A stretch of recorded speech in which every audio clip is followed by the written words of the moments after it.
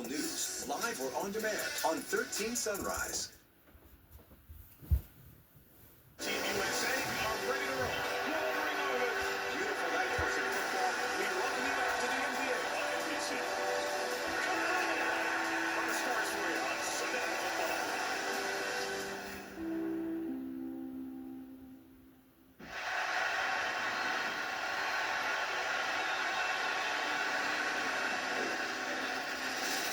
The San Antonio Spurs have won their first NBA championship. 5. That's how many titles the Spurs won from 1999 to 2014. But for the past 6 seasons, they failed to make the playoffs. This season has felt different, as their new foundation has shown promise and potential. Fox fires it up, puts it in! Memphis, however, has had their number recently, winning 11 straight in San Antonio. Edie battling, got it back. With a new coach and a refreshed approach, the Grizzlies' young roster will try to find some momentum on the road against a familiar division foe. It's another battle in the Western Conference. Next on NBC.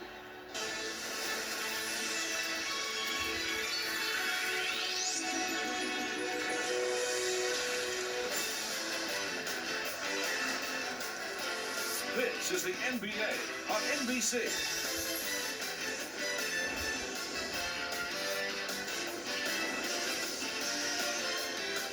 Tonight, the Memphis Grizzlies visit the San Antonio Spurs. It's Coast to Coast Tuesday, presented by Kia. A balmy Tuesday evening in November in San Antonio, Texas. We welcome you to the Frostbank Center, where the 9-4 San Antonio Spurs welcome in the 4-10 Memphis Grizzlies in a Southwest Division battle. De'Aaron Fox leading the way now for San Antonio, fully back in rhythm after making his return from injury.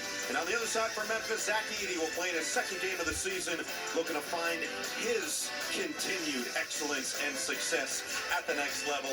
We welcome you courtside, Noah Eagle, the Hall of Famer Reggie Miller, 3-time Sixth Man of the Year award winner Jamal Crawford, Ashley Shamity. So glad you could join us tonight.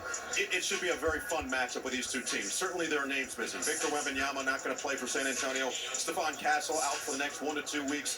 Dylan Harper still not out there for the Spurs. And yet, it just feels like the depth of this team has been on full display, and De'Aaron Fox is leading the way. He's leading the way, and he's comfortable. He's watched from the sideline. Now he gets to be who he's been his whole career. He's assisting, he's scoring, he's giving confidence to a young team, and he's bringing that swagger to a young team as well. You can feel it on the court. You can feel it in the building. The juice is back in this building, and yet Memphis has won 11 in a row here in San Antonio, and they're looking to continue that trend tonight. It's been a rugged start to the season for the Grizzlies this year, 4-10, and yet it feels like for them, newer head coach in Tomas Izolo, newer message, and potentially a newer spirit moving forward. Yeah, losers of 4 straight, and there was silver lining in that loss Saturday night in Cleveland. Arguably their best game. Now, I know they lost John Morant in that game, but the offense was better. They were more connected on both ends of the floor. But to me, going forward, can they generate enough offense versus a very stingy Spurs defense?